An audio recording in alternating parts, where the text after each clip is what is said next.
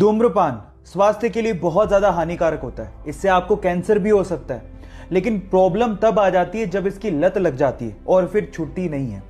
ऐसा ही कुछ हुआ तुर्की के इब्राहिम युकैल के साथ।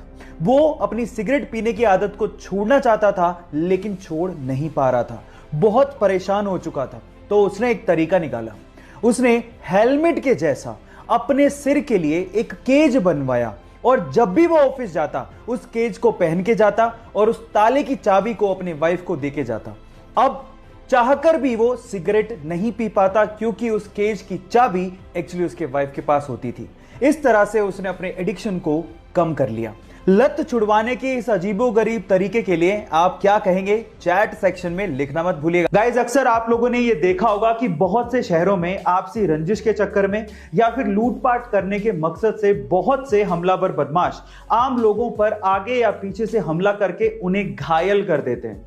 देखिए, अचानक से होने वाले इन हमलों को हम लोग रोक तो नहीं सकते, लेकिन उनसे अपने आप को प्रोटेक्ट जरूर कर सकते हैं। कैसे, मैं आपको बताता हूं। क्योंकि आ गई एक ऐसी टेक्नोलॉजी जिसमें कुछ ऐसे क्लोथ आर्मर्स तैयार किए गए हैं जिन पे इन धारदार हथियारों का कोई फर्क ही नहीं पड़ता है। जरा देखिए।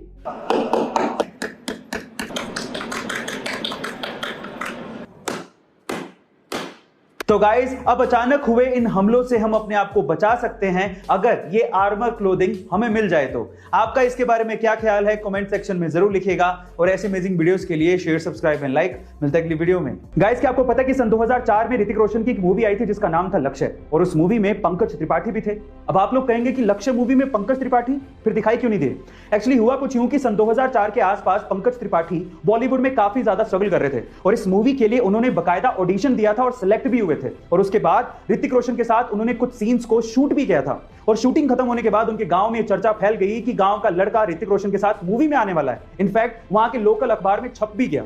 लेकिन उसके बाद जब पंकज त्रिपाठी जी अपनी फैमिली के साथ थिएटर या मूवी देखने के लिए पहुंचे तो वो ये देख के हैरान रह गए कि उनका एक भी सीन मूवी में था ही नहीं। उनके सारे के सारे सीन्स काट दिए गए थे। उनको उस वक्त बहुत ज्यादा दुख हुआ, लेकिन उन्होंने हिम्मत नहीं हारी। और आज पंकज त्रिपाठी काफी सारे एक्टर्स के लिए एक इंस्पिरेशन से कम नहीं है। गाइस, क्या आपको इसके पहले तक इन्फॉर्मेशन पता थी? और अगर नहीं पता थी तो कमेंट सेक्शन में जरूर लिखेगा। और ऐसे अमेजिंग वीडियोस के लिए शेयर, सब्सक्राइब एंड लाइक। मिलता है अगली वीडियो में।